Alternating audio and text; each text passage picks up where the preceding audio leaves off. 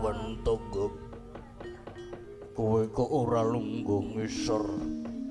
Kowe wani lungguh sejajar karo Arden Harjuna. Apa kowe wani kok medeni to Gong kowe iki Gong? Lha ku masak iki sak isa-isaku ki raimu ya tetep dadi pasuruane Raden Janaka lah kok malah tetep kaya ngono kuwi bentukane didandani meneh bae. Aja kaya ngene mengko ndak kecunangan aku mungganing kayangan. Tulung aku dandanono meneh. Wah, tak dandani meneh, Gong. Lah iki apa? Kakang Semar. Kakang Semar ana maling. Kakang Semar tangi Kakang Semar. Ndara Arjuna kula nyuwun pitulungan. Santai wae. Sik menengon dhisik. Wis tak waring dadi bebandamu. Murgake lungguh jajajer karo Arjuna. Ngaturaken semua sama bumi kula Wanjadara. Iya tak tombo Semar. Nolo garing Petruko iso tekan kene. Kula namung diajak kalian apa jeneng akekne Semar niki Ndara.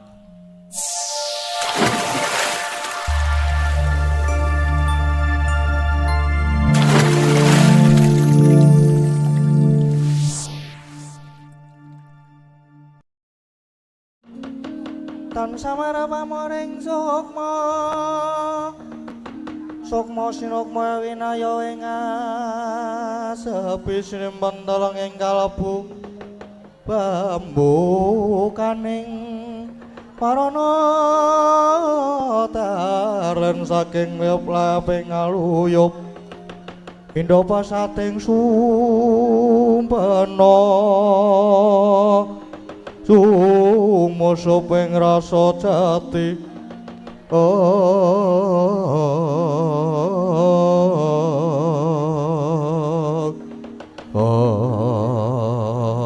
Sinegek semanten gendika capai ngamu wonten sak jawining pendhapi pring apus nenging Sang Hyang Jagat Girinata ngawi dhateng ingkang Raka Bathara Narada miwah sangyaning para Durandara Sulanya pating bleber pating celor pira tirta mludakaning daratan.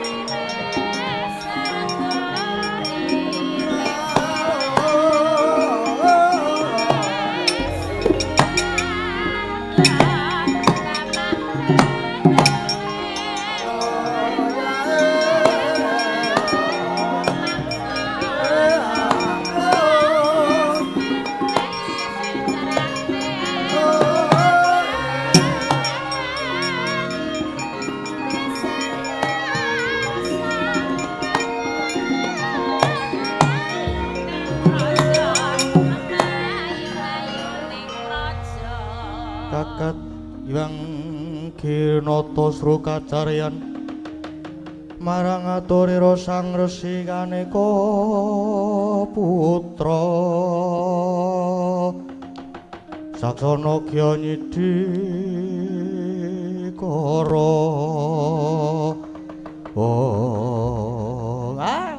Mrekencong Maruda yang Pak Pong Bu Bala kali cuthi sapa sing gawe Adi Guru keparengan didateng ingkang raka ing sithik pangudal-udal lan para putra-putra dewa dipun kanthi wonten papan dunungipun Bagong menika wonten wigatos menapa Adi Guru senajan ingkang putra penyarian ugi cumadung dawuh rawuh ingkang putra Punendragi cumadung dawuh kula inggih nyadong dawuh Rama Pulun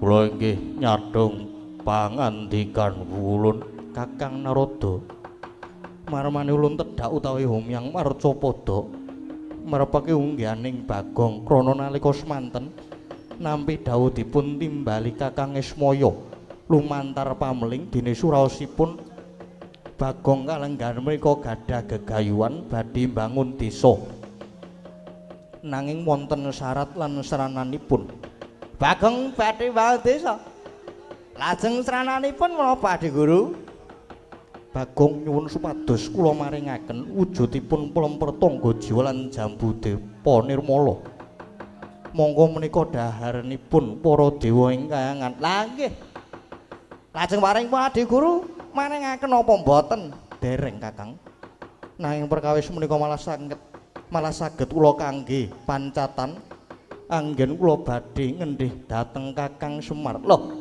malah kangge pancatan ngendhih Kakang Semar niku pripun Adi Guru nggih kangge pancatan anggen kula badhe ngendhih panguwasanipun Kakang Semar pramila kula badhe minangkani panyuwunipun Bagong nanging srananipun Kakang Semar kedah nyembah dhateng ulun. Loh.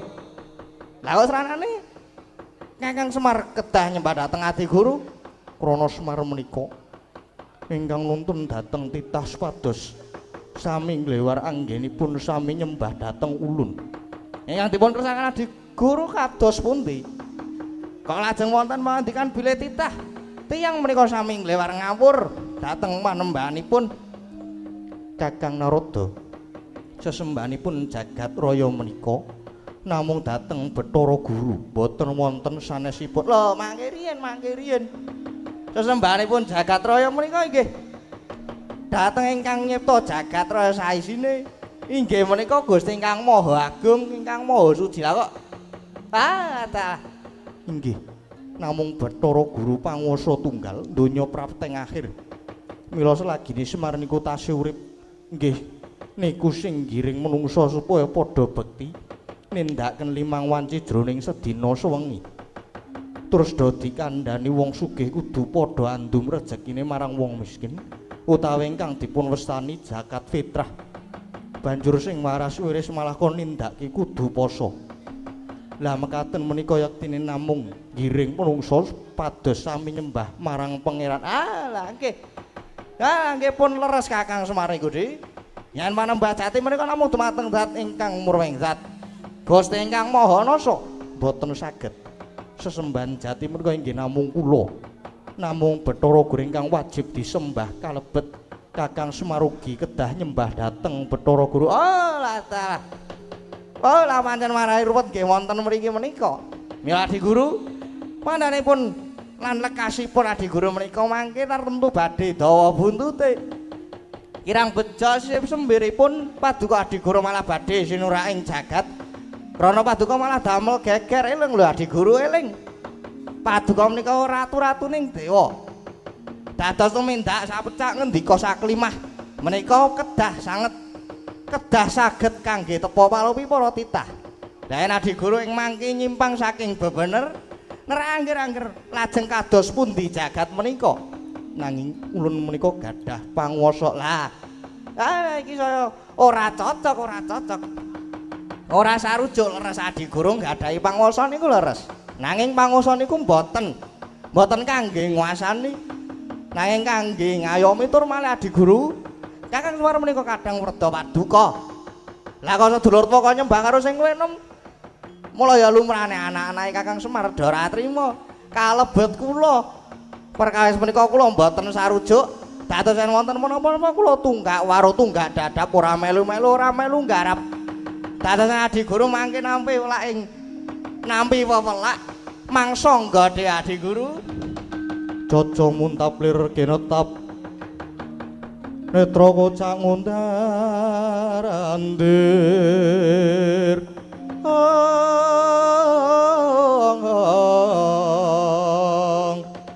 hitupnya mangala cakra kathah-kathah pengendikanipun Kakang Narada menika malah namung ina kalian ulun ya Bathara Guru. Wasipun yen Kakang Narada mboten nayogyani monggo Kakang Narada wangsul malih mawon ing kayangan perkawis menika ulun tanggunge lan ulun ingkang badhe ndadaki. Lah rak ngaten. Pun kula ora melu-melu nanging tumrap kula bot-boting urip sawiji-wiji mekaten namung ngundha ing karma para. Sapa nandur bakal ngunduh mang titeni mawon yen ala mboten badhe tumama ing becik Adi Guru.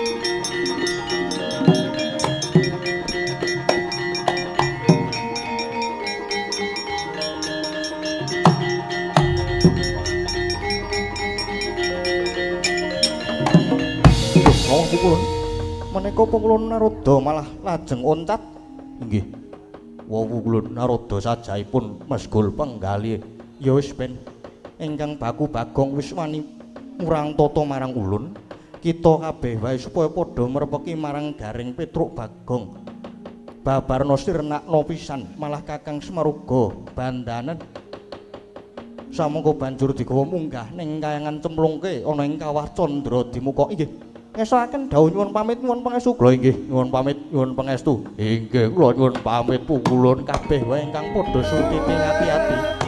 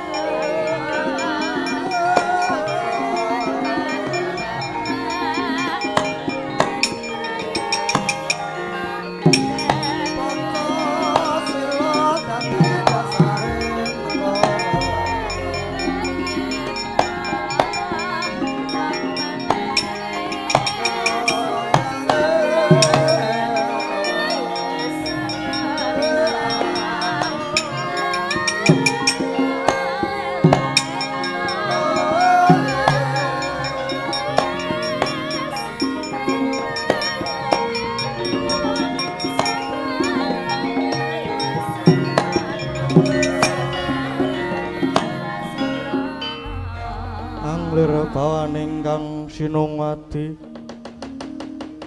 Syawati Jakatnya Kinarya momong sarira tunggal Duh Truk tenane Truk aduhe nilai Irana mau Pukulun Bathara Guru nggawa para dewa lah iya to jan kroyokan apa jenenge kriwikan dadi grojogan, geguyon dadi tangisan tenan nek iki Kang. Kabeh yang merga saka Bagong sing wis wani karo Bathara Guru kuwi. Lah ya nek ngene iki lah ya kabeh terus melu repot ta. Ha ta, Truk? Iya. Kabeh melu rekoso. Iki dang apa ta iki? Kok do grundelan to? Kowe niate do ikhlas bantu apa ora? Ya ikhlas ki ikhlas, Gong. Aku ki kakangmu ki ya ikhlas nek kon ngewangi karo kowe. Lah gene ngono kok. Padha gemremeng. Do wedi apa? Lah ya nek seneng musuh karo dewa ki ya wedi to, Gong, masa ya ora wedi. Ha ya wedi kena ning ya aja diketokke, ben ketok nek wong ampuh ngono lho. Ana Semar mosok mung musuh karo dewa-dewa wae kalah. Nek engko kalah tenan. Nek engko kalah tenan mana kepiye? Ora nek kalah ki wis to. Percaya kalau kae. Bu lah kae wis mara tekan kowe.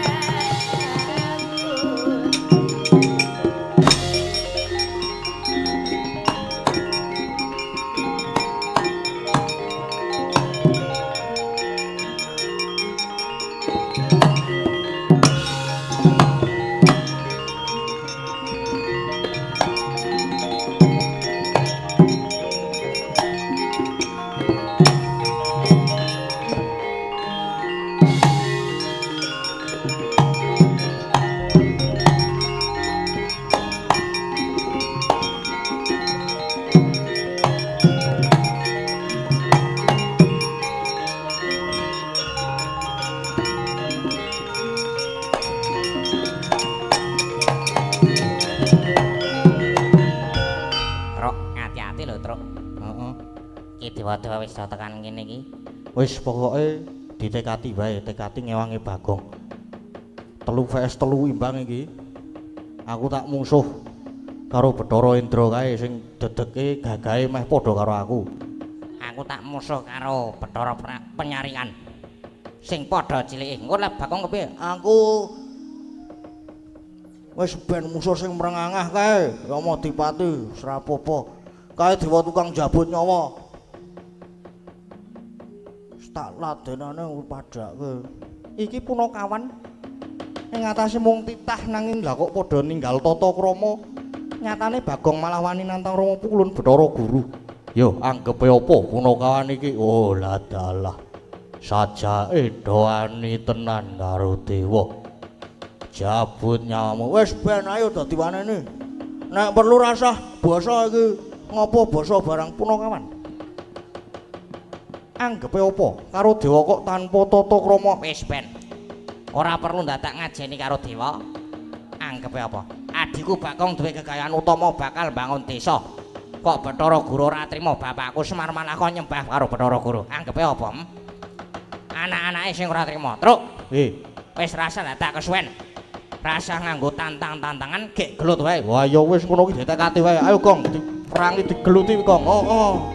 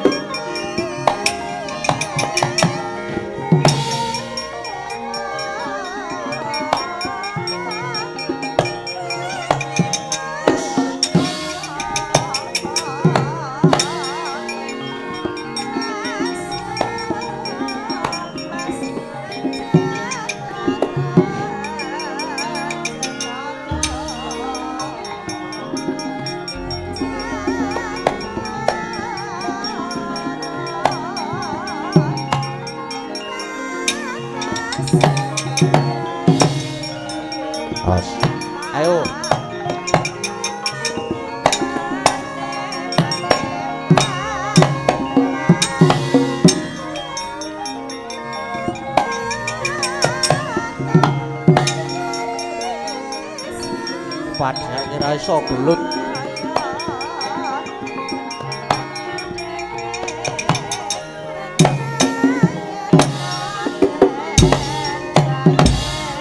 Sambato.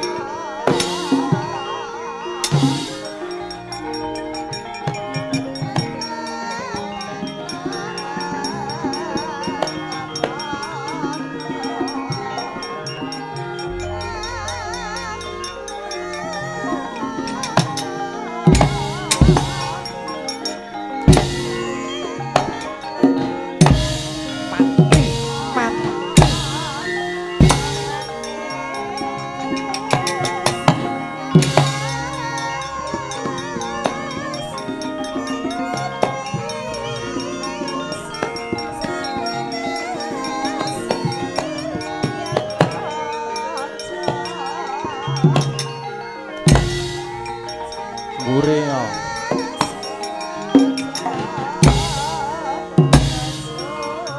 Kepala. Padiake cah ampuh. Mati.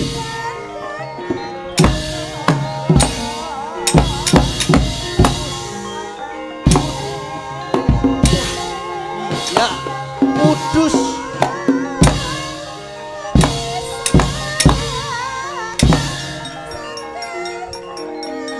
Ayo, maju rene Petruk.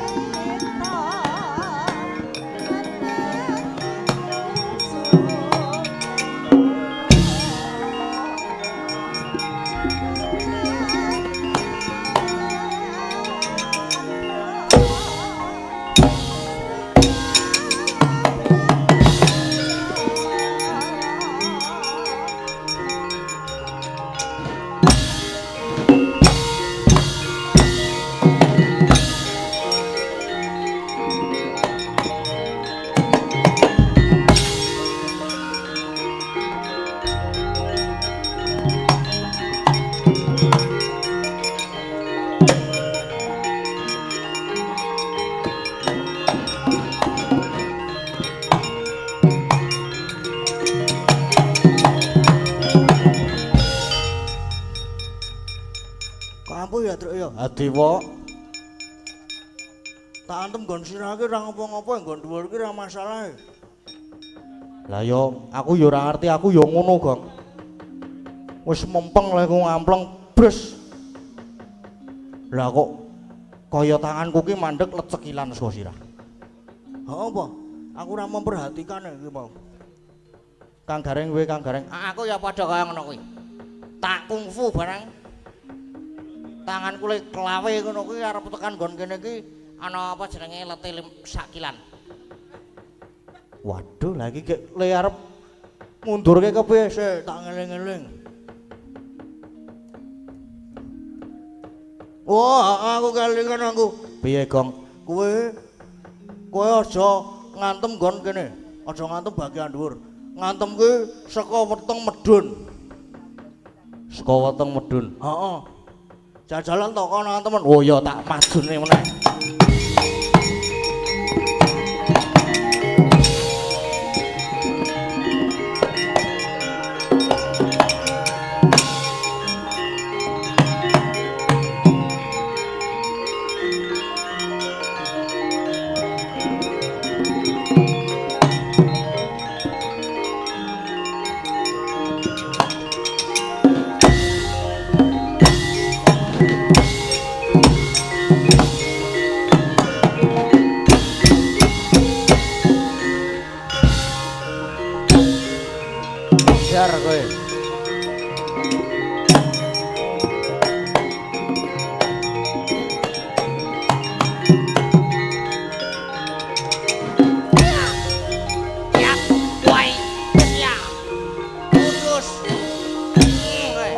Ya.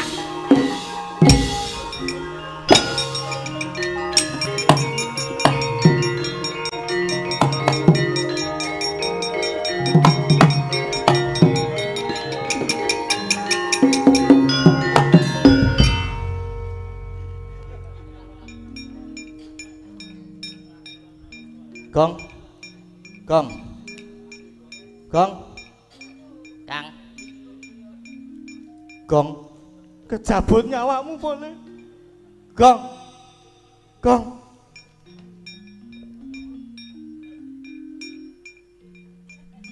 Kejabut reng. Ya wis tinggal minggat wae ngopo to? Malah karwane ora lengi-wangi kok. Dong apa? Ayo. Urung wayahe dijabut kok dijabut ora iso. Ora iso.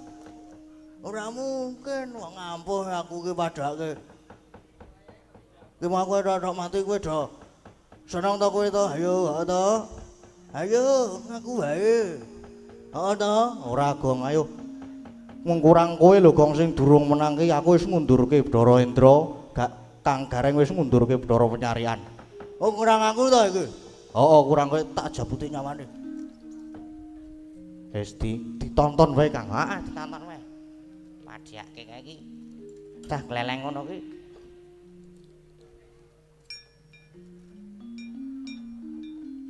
Medun, Mas. Iso ora kok iso urip. Kleru jabut. Kleru jabut kowe. Wah ketoke wis tak jabut nyawane. Hanyatane wae, Mas. Yo. Iso urip, Bro. Padahake kowe iki jabut iki sesuk ajar sik. Ajar sik sinau sik sing bener. Wis kadung mlebu awakku blus mertu kok rasamu nyawa. Lho isin to? Isin aku, Mas. Tak contoni kok ngene. Apa kowe iso Iso wae. Waduh.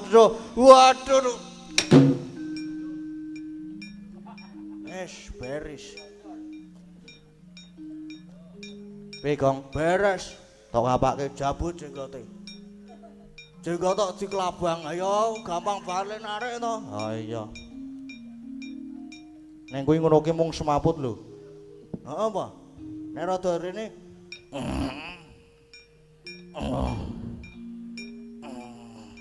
Waduh. Gong kowe ngopo Gong? Ora kok apa jenenge? Kaset aku kuwi. Neng kok rada ana grenjel-grenjele iki apa ya, Truk ya? Mulane kok gek digorono wae mesake kanca-kancane lu mundur done kono kok kuwi nang kono dhewe. Syarat wae, Bro. Rene, Mas.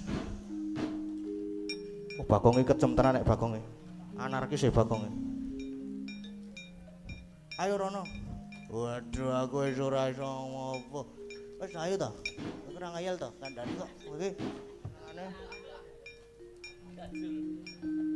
Oke. Ayo Rono yo. Ora ngayal to kowe.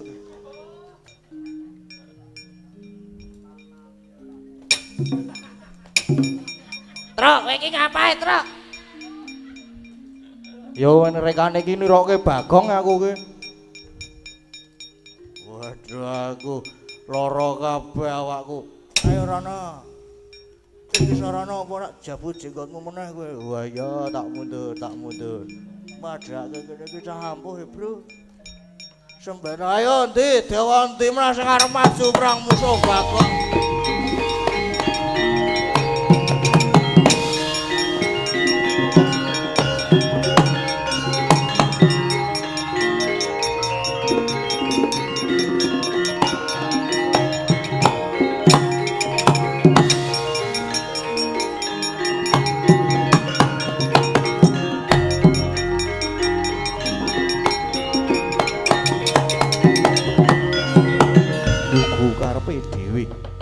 Atas dewa-dewa wae kalah karo Punakawan.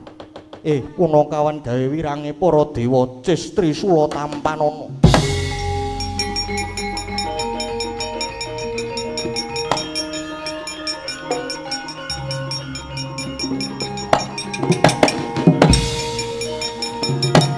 Weh.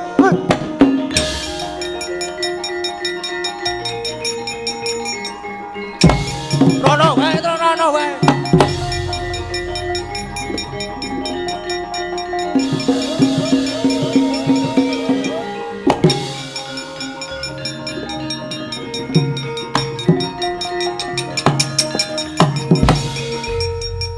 Ngopo ae, Gong? Sumpah serem banget iki. Ngopo kowe iki? Sapa jenenge? Sapa? Matur karo bapak alon-alon. Nggih. Sugeng dalu, Pak. Piye Bagong? Atur uninga bilih mobil dengan plat Ora kuwi, Gong. kudu to. Kudu, kowe iki mau roh apa kok mlayu nganti kaya ngono kowe? Pak ngene, Pak. Piye tole? Iki Bathara Guru. Bathara Guru maju apa jenengane? Maju perang sang Ucis Trisula. Guru tak adepane kene.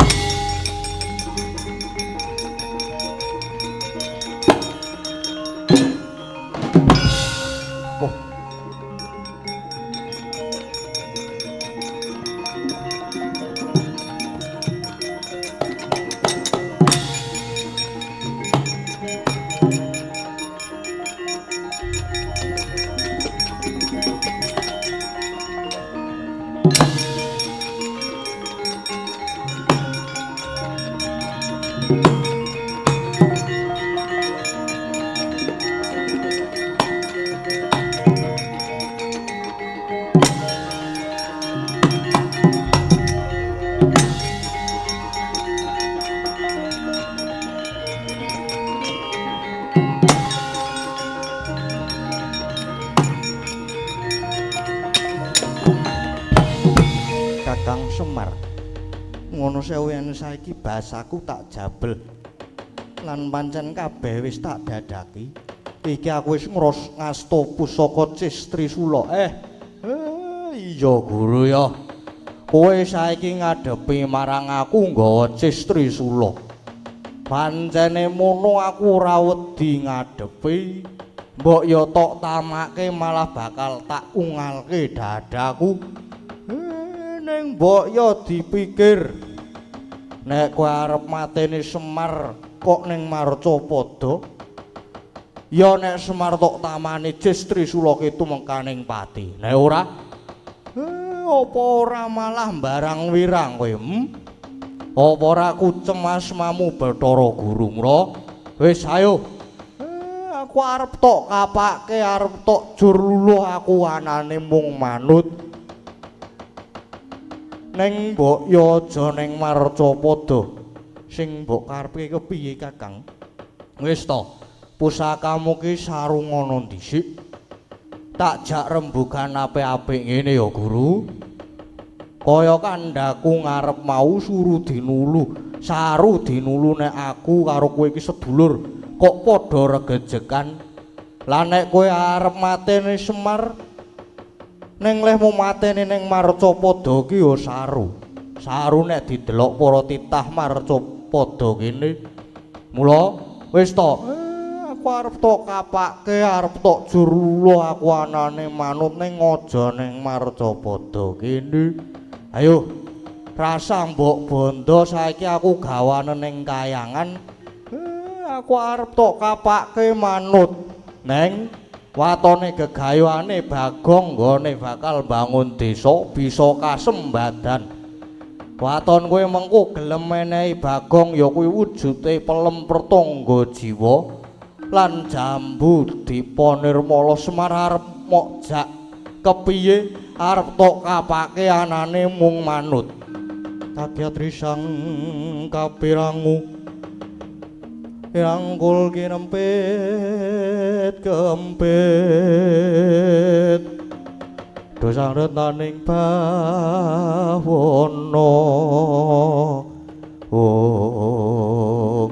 menapa menika saestu Kakang Semar aku wong tuwa dasare aku ya dulurmu tuwa aku ora goroh malah ora mung aku sing mbok gawa ning kayangan anakku gareng karo Petruk iki mengko sisan ben melu ning kayangan.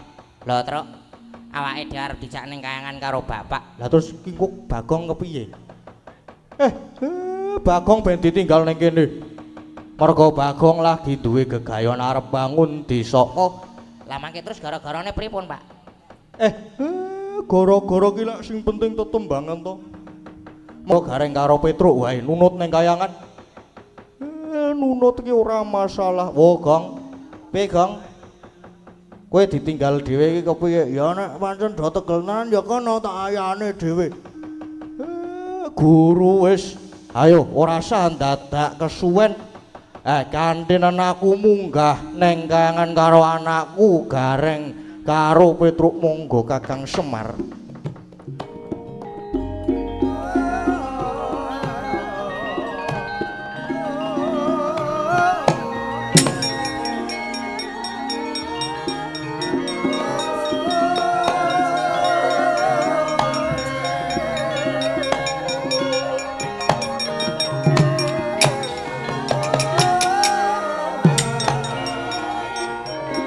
Tinggal ya, Bang. Kang lak tinggal ya, Bang.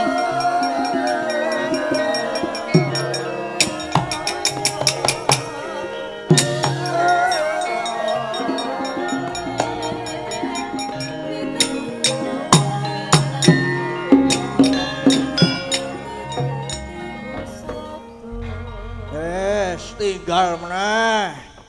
Rumangsaku kok ket mau gur ditinggale. Ala ora melu gara-gara mung arep njaluk apa pelem karo jambu kok angele ora jamak. Kok ya dingel-ngel men to uripku ki wong ya aku duwe gegayuhan sing apik, aku ki duwe apa jenenge rencana sing kira-kira ki bisa membuat para masyarakat ki do seneng kok ya dadak dingel-ngel ki. Kok kaya ngene to apa jenenge pacobane Bagong kok abot banget ta iki. Aku ki ketoke rumah saku ora tau kleru nek karo dewa ki ora tau duwe salah. Lah kok nganti dingel-ngel kaya ngene. Bapak karo kakang-kakangku berdunggaken ning kayangan. Mbok arep dingapake nek kok saka pirasate Bagong kok punya pirasat buruk ya. Neng sing jenenge apa jenenge duwe gegayuhan ki ora kena apa jenenge langsung terus nglokro mbasan ora ketemu dalane terus trima wurung wae. Wah aja kuwi dudu jiwane Bagong. Bagong ki cah ampuh. Ana nek ngene iki nek dhewe ya mumedhase aku. Sek bapak ki duwe sedulur tunggale ki 3. Sing nomor 1 ki ana Siwa Tejama ya Wataga kae. Wah, ana. Aku entuk ide cemerlang nek iki.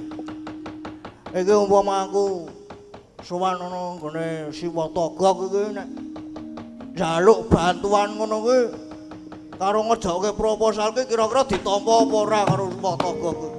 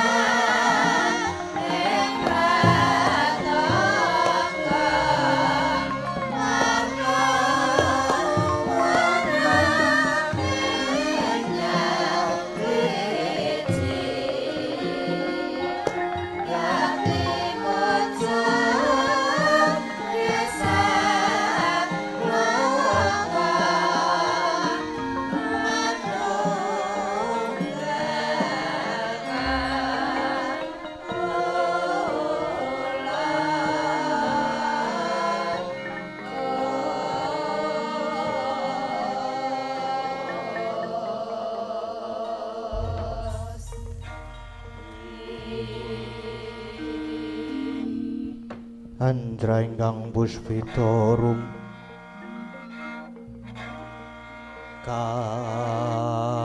kasiliring samira nomre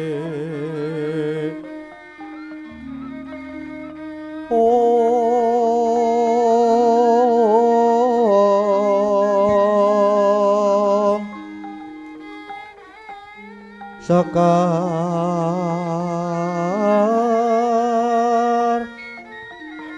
kadoh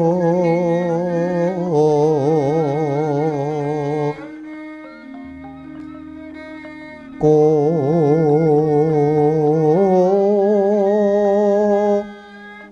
ngas kandanyo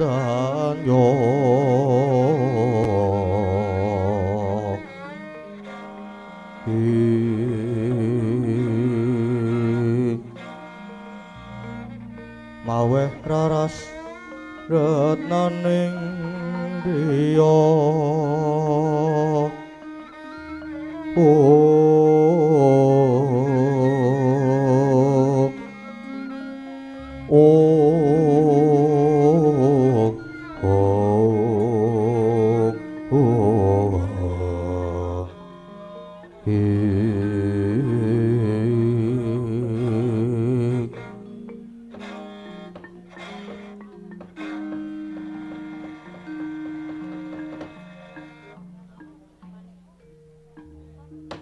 kene lho tak jak rembugan bawa rasa. Ha iya Kang.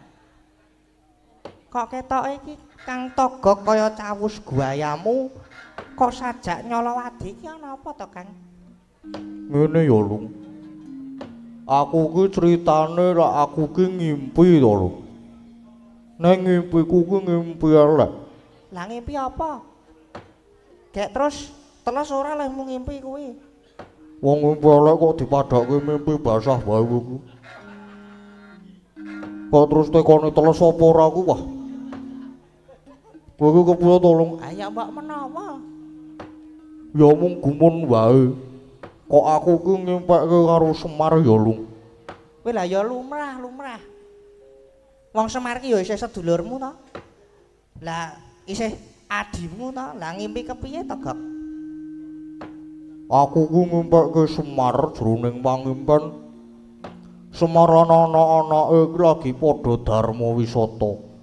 Dharma wisata kuwi Piknik neng samudra do numpak prau. Lah kok ngerti-ngerti alune ombake iki gedhe. Praune guling temumplak. Semar sak anake do gegulung ombak. Gege iki pertanda apa ya, Lung? alah mbok wis kok. Ngimpi iki mung kembange wong turu, mbok ya wis rasah digagas. Lah nek ku ngimpi iki wanci parak esuk wancine puspa tajem, Ji. Mengko gek-gek ndara dase ya sing dadi pangimpenku iki ya, Lung ya. Tan samara pamoring sukma. Sukma winaya ing asepi. Siwan ing kalbu.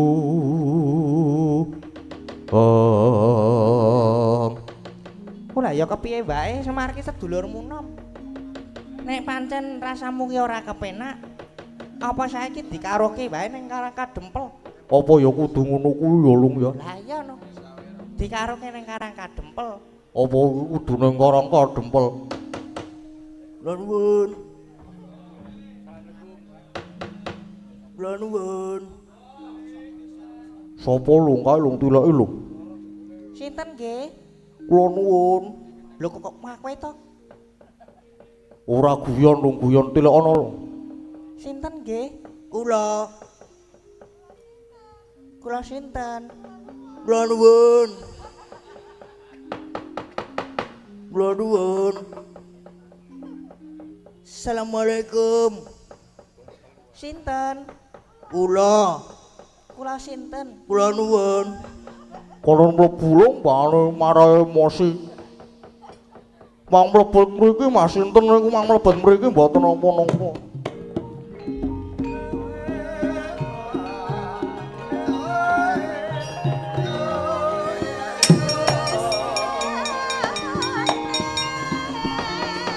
Kula nuwun. Mong mlebet, Mas.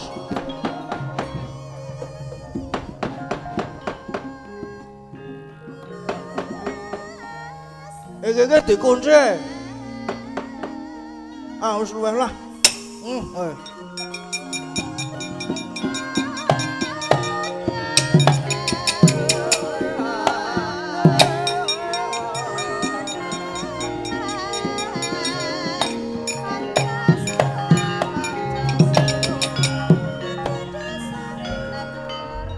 Rawange rasa dibuka apa? Lha mung Bagong to. Heeh. Wah kok ki lawang geser, Gong. Kok surung arep tekan sok bodo ora bakal kebuka. Lah kok lawange wis geser, gone Semar we lawang we disurung sithik ambruk. Ora wangun blas nang kene lawang geser. Oh, piye slamet to, Gong tekan kene? Heeh, slamet. Kok dhewe iki? Karena ora ndek kanca aku saiki. Aku ora duwe kanca ki kepiye? Iki mau kuwi dadi kuwi tak critani ya wae ya. Yo. Aku kuwi lak duwe gegayuhan. Oh. Aku kuwi duwe gegayuhan ya kuwi mbangun desa. Terus aku ngrawuhke bapak karo Kang Gareng karo Petruk.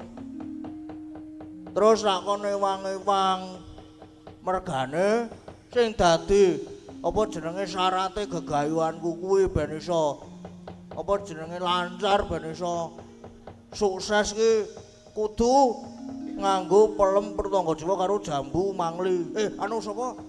Jambu Dipanirmala. Ngono, lah kula ya nggone para dewa to, Gong. Ha iya. Terus bapak takon apa jenenge? Ngundang Bathara Guru. Warung demok kunjungan kene iki terus Bathara Guru mak clorot medun nang nggon aku mau. Terus Nah, kowe tak tembung pelem karo jambune kuwi mau tak tembung. diparingke apa ora? Ora ning malah apa jenenge digelem arengke nek bapak ki wis nek bapak ki gelem nyembah karo Bathara Guru. Lah kok kaya ngono kuwi? Lah aku kan sing sebagai anak ragil kan ora trima to. Wogok-wogok. Iya bener nek ora trima. Terus kepiye? Ah terus dadi sulaya rembug. Terus dadi geger kriwikan dadi grojokan geguyon dadi tangisan. Kaya ngono kuwi.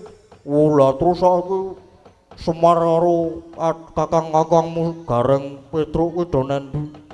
Iki dadi gawa ning kayangan terus mbok arep dikapake nang ketoke Bathara Guru kuwi ngajak watine kakane Semar.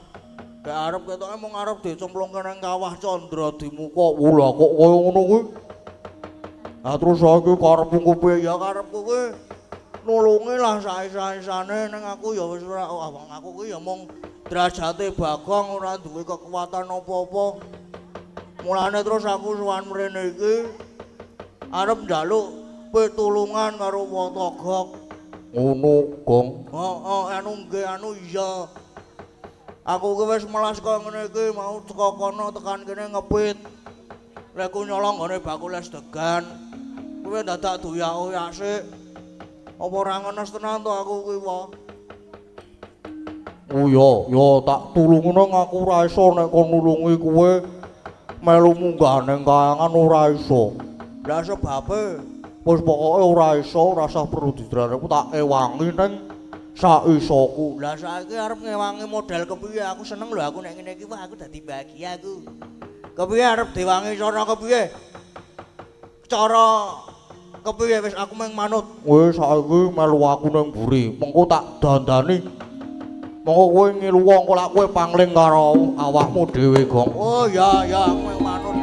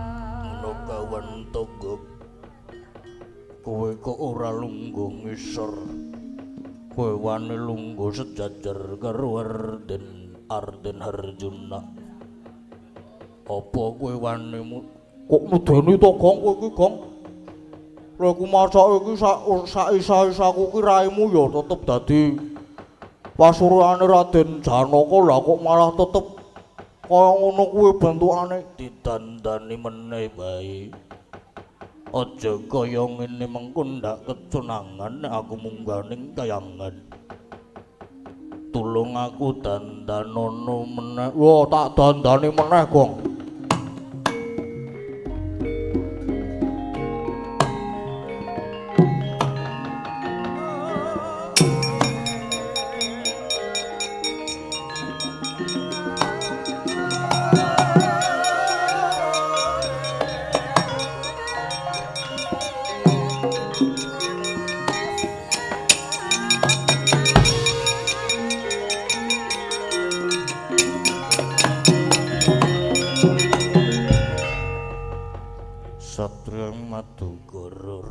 Arjuna Sasrabau rasa nganggo Sasrabau Raden Harjuna banjur nek wis kaya ngene iki aku kon kepiye Wataka munggah ning kayangan kuwi wis apa leku dandani kuwe wis include kuwi apa include wis termasuk apa jenenge kadigdayan dadi kowe munggah ning kayangan ngramano para dewa-dewa tak tonton saka ngisor Gong ngestoaken dawuh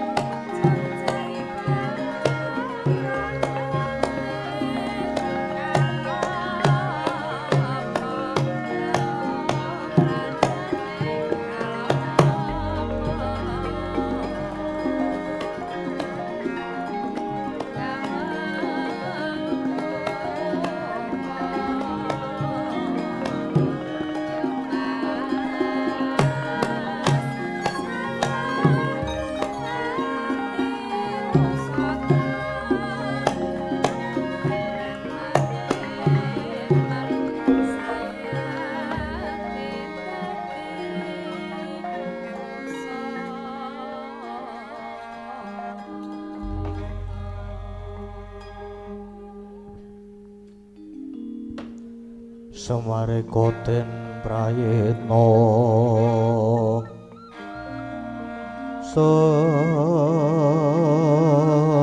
semuriris eko balik titione gandayani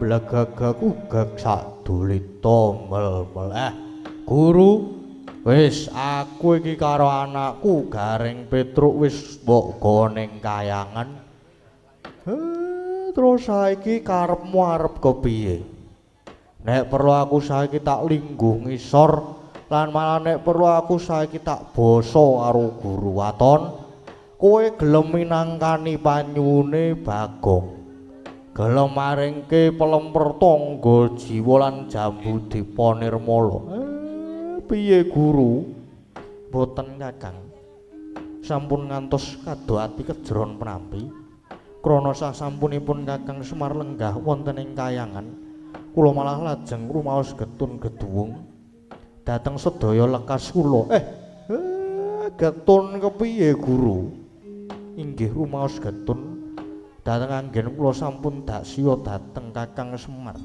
dosa menapa ingkang kula sandhang menawi kula ngantos wani dhateng kadang kula sepuh inggih Kakang Semar pramila Kakang saestu kanthi tulus lair batos kula nyuwun pangapunten dhateng sedaya kalepatan kula nggih Kakang Semar kuwi apa tenan guru inggih Kakang kula sampun ngrumaosi dhateng sedaya lepat kula lan kanthi tulus lair batos kula nyuwun pangapunten Kakang Semar ya wis sing wis lumrah sing jeneng sedulur ki terkadang kuwi sok gelut kuwi sok congrah lan gandeng kowe wis nglegono marang kaluputanmu ya wis tak apura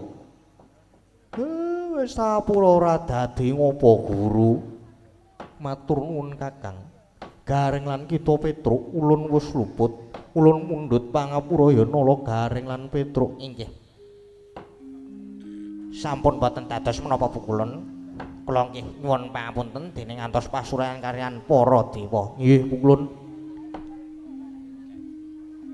kula yen lepat nggih nyuwun pangapunten guru nek ngono iki mengko Bagong bakal tok paringi pelemper tangga jolan jambu dipa nirmala bab menika mangke gampil Kakang Semar nanging kangge nebus sedaya lepat kula malah menika Kakang Semar nala Garing lan Petruk badhe kula sugata supados ngraosaken pelemper tangga jolan jambu dipa nirmala monggo mangke dipun dhar Kakang Semar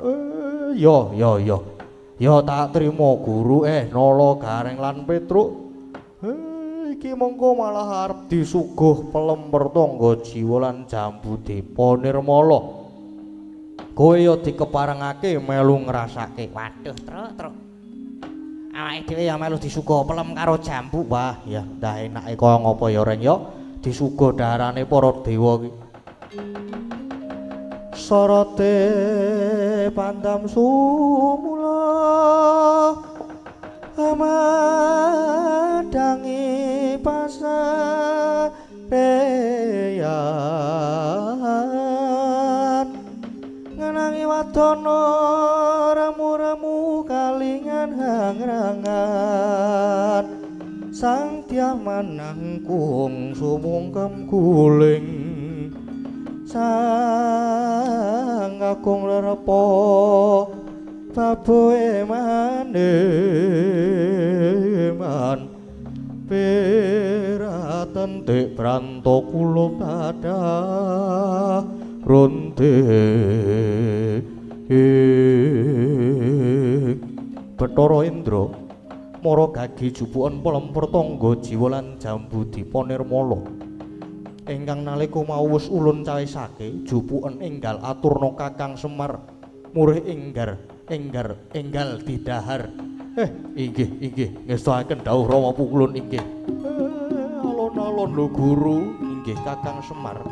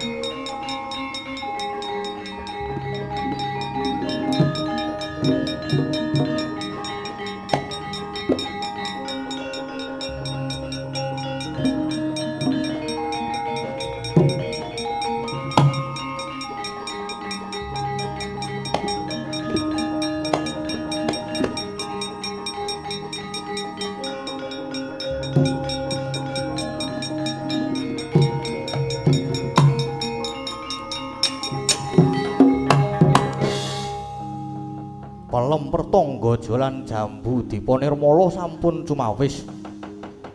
Praita lan waspada Gelora Semar Badrana ing batos sampun prisa bilih pelem lan jambu menika sampun diiseni wisa racun lan guna desti. Parandene kangge nglegani lan nyobi dhateng Sang Hyang Jagat Girinata. Ki Lurah Semar Nara Garing lan Petruk tetep sami dahar pelem lan jambu dupi kadahar. Awit saking dayaning wisa racun sakala sairane sami ndrodhok. Semrepet manone plak Kapidara sami datan enget Purwaduksina.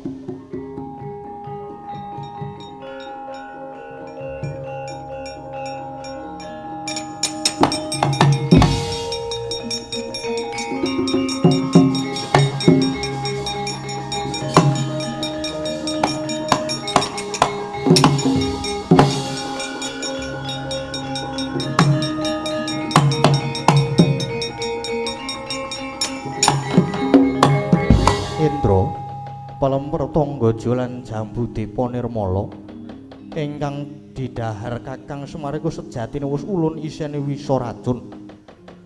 Mula bareng dipangan banjur padha semaput Indra. Mara gage Semar Garing Petruk kuwi bandanen tumuli papan ki ana ing sapinggire kawah Candra Dimuka. Samangka ulun dhewe ingkang murba lan ulun ingkang nyemplungake ana ing kawah inggih esakaken dawuh Rama Pukulun.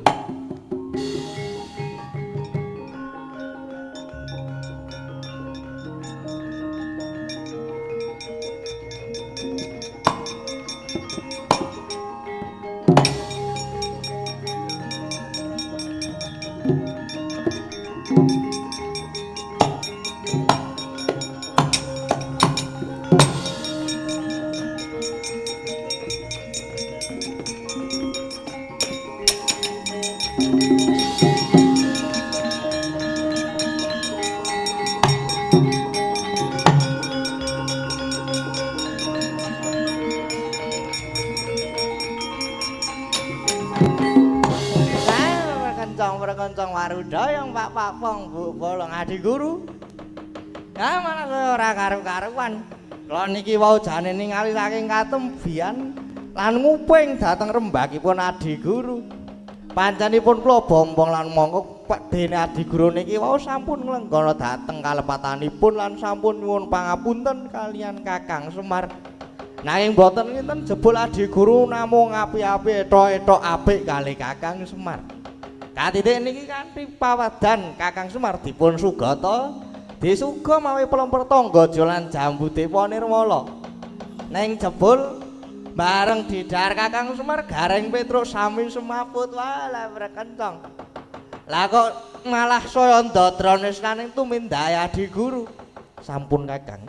Sedaya perkawis menika ulun dadake. Nggih pun monggo. Bakune kula mung elingake lan kados atur kula ing ajeng Yen ala niku mboten badhe tumama ing becik tegese sedaya panggawe ala niku mesti ana undu-unduane. Sapa nandur mesti ngunduh pun Mang Titeni mawon arep nemoni lelakon apa niki mangke Adi Guru.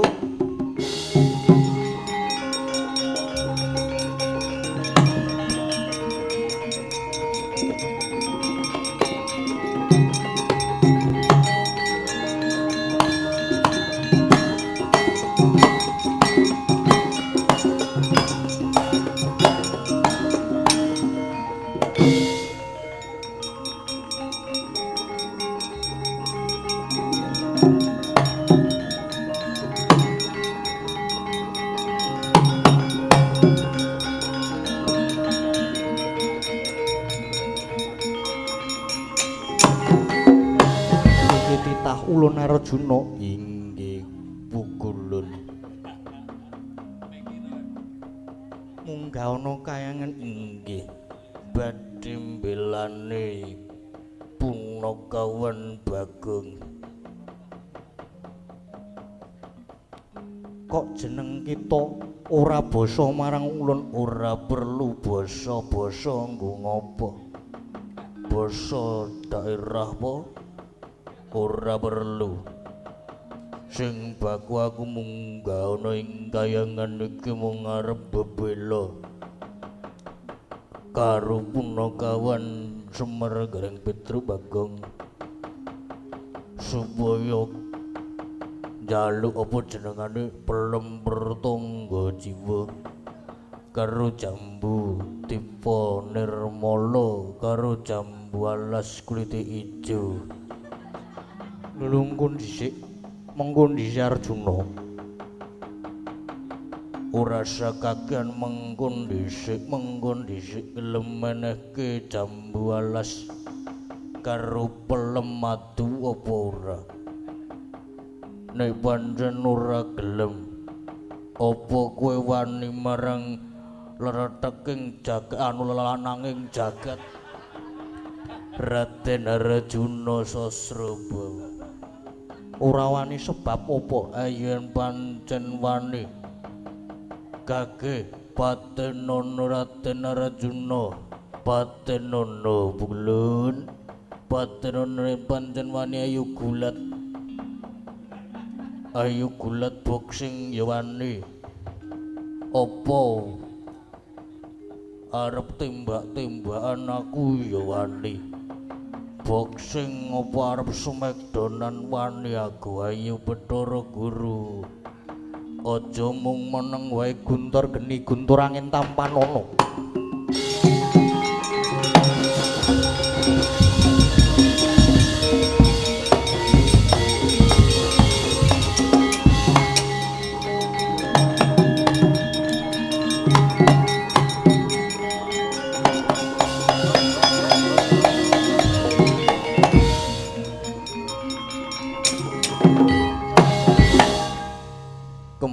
api saka ngendi iki mau lurah ngopong ora kena ngopo wong ampuh kene iki lananging jagat bojone 100.000 luwih kok mung ditibani kembang api aku tau kejeblukan roman kendel wae biasa wae yen mangkono cis trisula tampan ono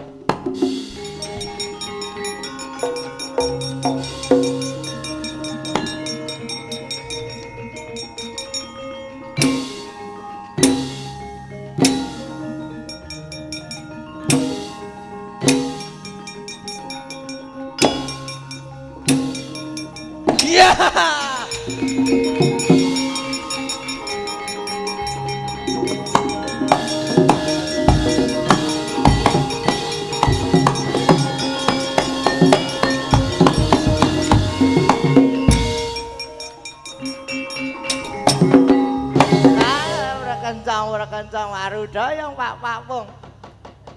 Ya bener Adi Guru ora ngerti sapa sejatine kita. Kita kuwi Punakawan Bagong. Entu ya. Senengane kok ngawur. Ah kuwi pupurmu wis arep luntur. Ketok nek matamu gedhe banget Bagong. Waduh konangan Bagong nglonten dawuh pukulun. Kakang Semar saiki ana pinggiring Kawah Candradimaka kage tulung ana ya Bagong Ngestaken dawuh.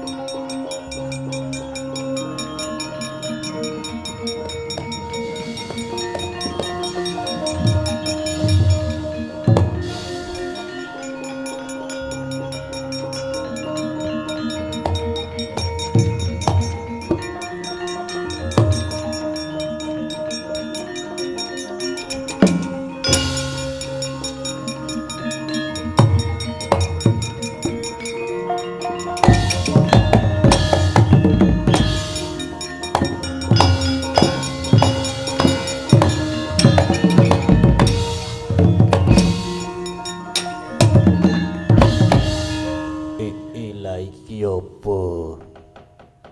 Kakang Semar.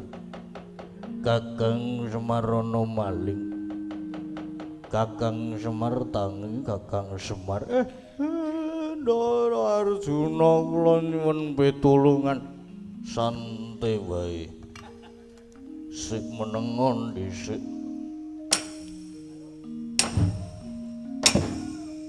Wis tak waring dadi bebandamu. Mara kaki lungguh jajajer karo Arjuna. Ngaturaken semua sama bumi kula Wanjana. Iya tak tampa Semar. Nolo garing Petruka iso tekan kene. kula namung diajak kalian apa jeneng akehne Semar niki Ndara. Mbok dimatke sik to, Reng. Ki lho sawangen kaya sapa? Oh alah. Kok iso ya truk ya? Mbok aku ya ora ngerti, enggak habis pikir aku yan karo kae. Enggak habis pikir aku yan. Petruk aja sembrono. Tak surung kecemplung kawah kowe. Nggih, mboten Ndara, mboten. Kakang Semar. Pripun Ndara? Iki mau aku gulat karo Bathara Guru. Banjur Bathara Guru namake Guntur Geni, Guntur Angin, Guntur Ketut. Mbot ora tumomo banjur namake Cistrisula. Namake Cistrisula ya ora tumomo banjur melayu Bathara Guru melayu merdoning Marcapada ora urung mung njaluk pitulungan marang kadang-kadangku para Pandhawa klebu Koko Prabu Kresna ditututi.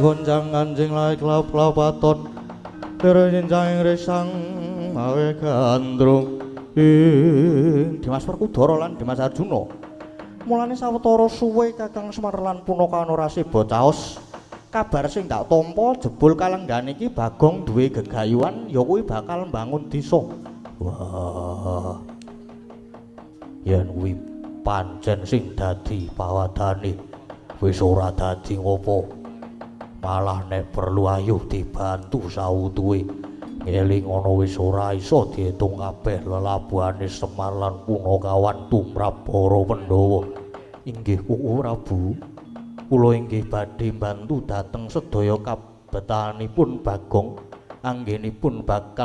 anggenipun badhe mbangun desa mengkono yai pancen ya kudu disengkuyung lan dibantu Kaki Kresna ulun tulungana nggih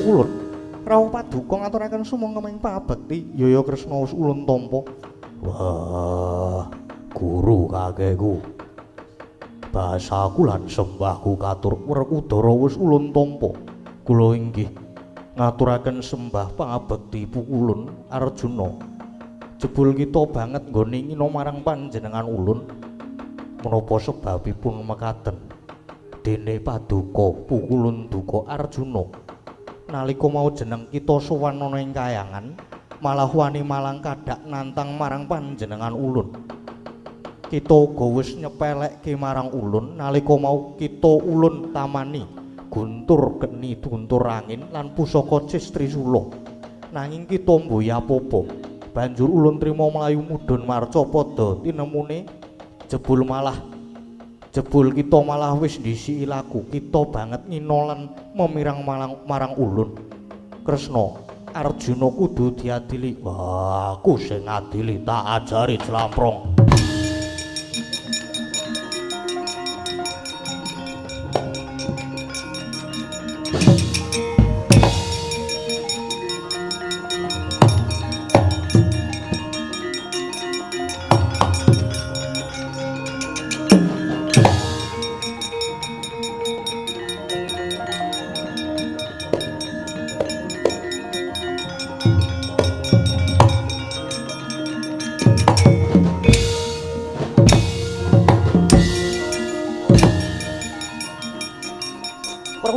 Werkudara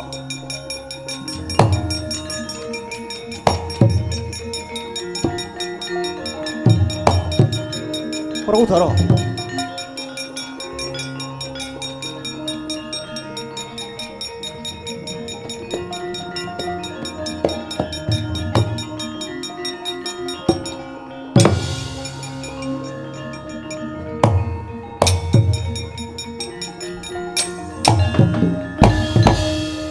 Kakang Mas kula mboten mangertos dhateng kalepatan kula ngertos nampi duka lajeng dipun jempalani Kang Mas wis ben kowe wis wani memirang guru kakekku nanging kula mboten rumaos Kang Mas rasah kakehan alesan Werkudara sabar wis Werkudara sareh Werkudara perkara iki aja grusah-grusuh wis ben Clamprong wis kurang ajar ya nanging perkara iki kudu ditaliti luwih dhisik ulun menapa prayoginipun dipuntaliti langkung rumiyin mbok menawi pancen wonten Surya kembar ingkang ngembari Dimas Janaka Kresna Werkudara Arjuna yen jeneng kita mboya percaya ayo ulun kanthi munggah ana ing kayangan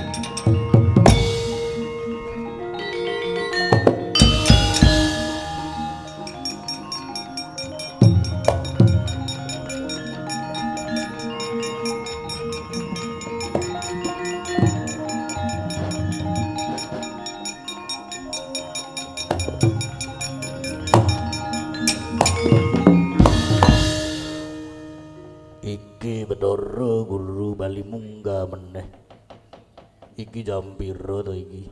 Isih iso suwe meneh. Bathara Guru durung kapok mungsuh Raden Arjuna. Werkudara. Ye. Meneng lho Werkudara aja nguyu aja ketawa. Wah. Wah. Jelak sing gede jelamprong sing kono jelampor. Wah, Kakang Mas ampun gumujeng ora.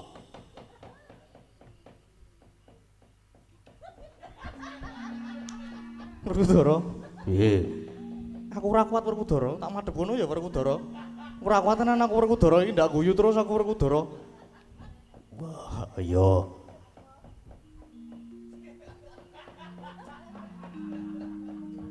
Kae sapa kae ireng citeng. Kae apa drideng Kakang Kuus?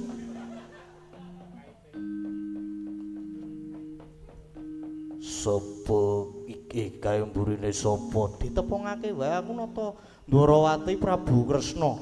Prabu walah. Koko Prabu Kresna. Sing gedhe dhuwur kae Kakang Mas. Kakang Mas Brutu sen. Wah, Werkudara. Iya Werkudara. Kresna. Werkudara lan Kita Arjuna. Wonten dawuh Nun. Jebul bener ing kene uga ana Arjuna Kresna. Arjuna sing sejati sing ngendi iki? Lah. Mila kala wau kula matur bilih wonten Surya kembar. Dus malah ningrat ana wong wani ngembari. Ana wong wani ngembari. Kowe ya wani ngembari aku. Ana wong wani ngembari marang aku tak gawe kucem jenenge Arjuna. Kelakon tak lanang dening aku. Ayo maju rene.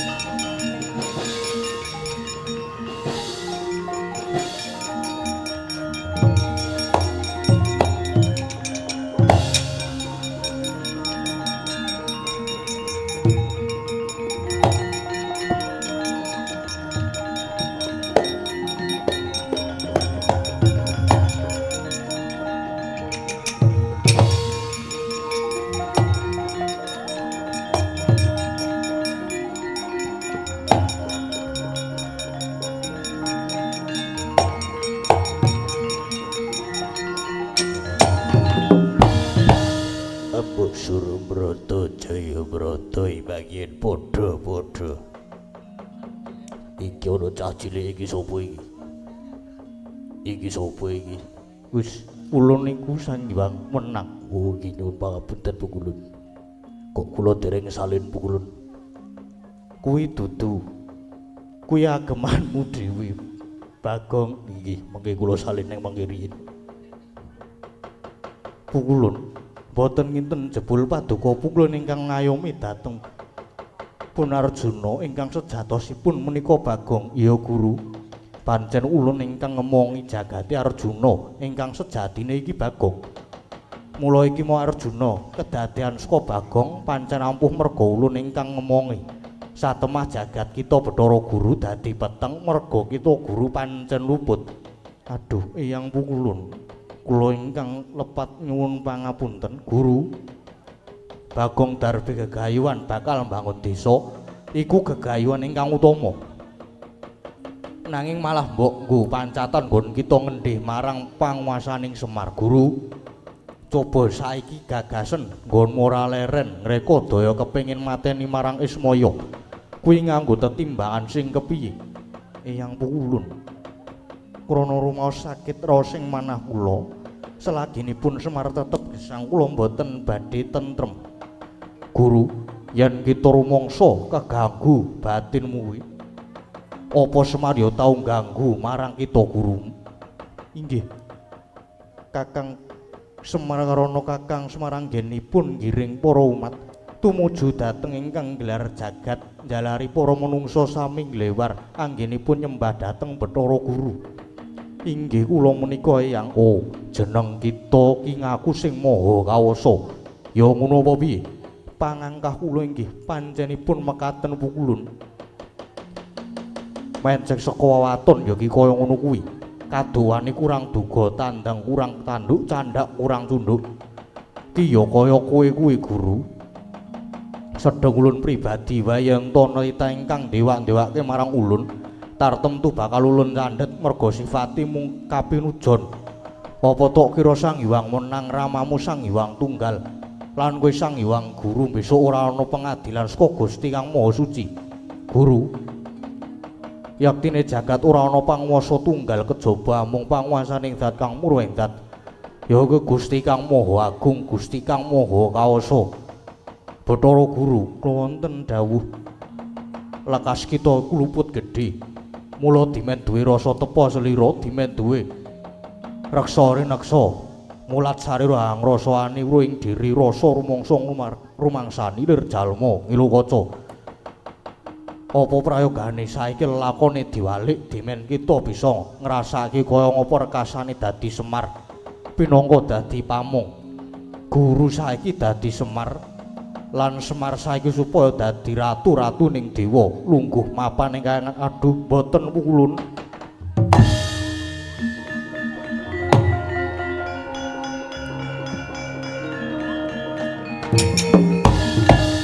Duh, Eyang boten.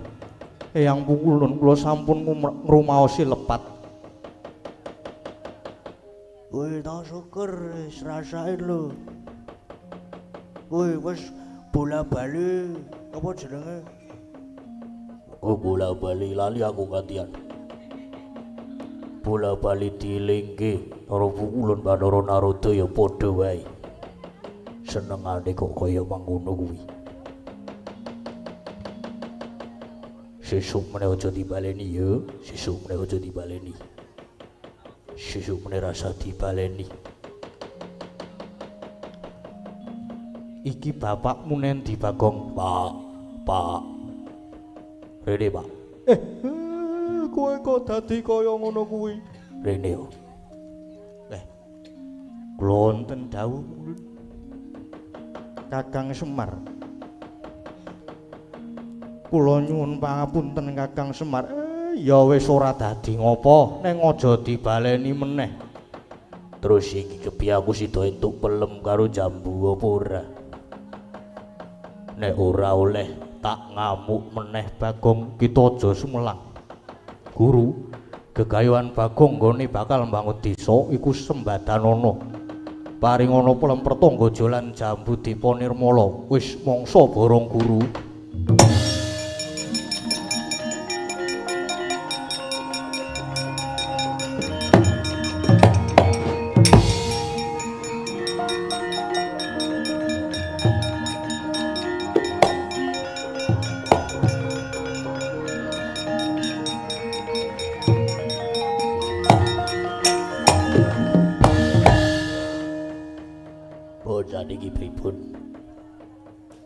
Salin sumuke aku.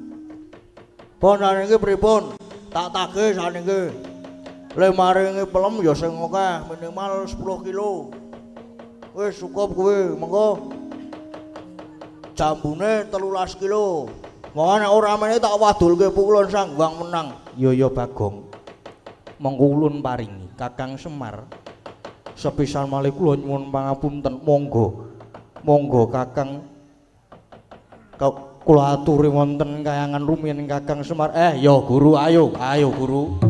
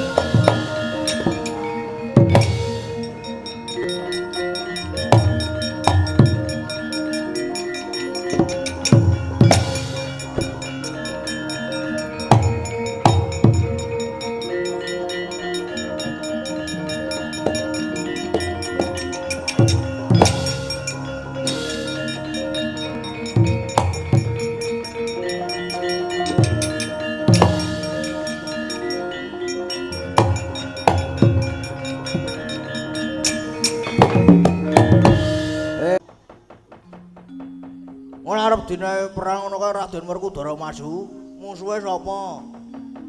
Sing arep jaluk Bagong ora kenong bangun desa. Ngono kuwi sapa ora ana. Soale iki kok tumben Kurawa ora melu cawe-cawe. Apa-apa ratu-ratu sabrang ngono ora ana sing melu cawe-cawe. Heeh.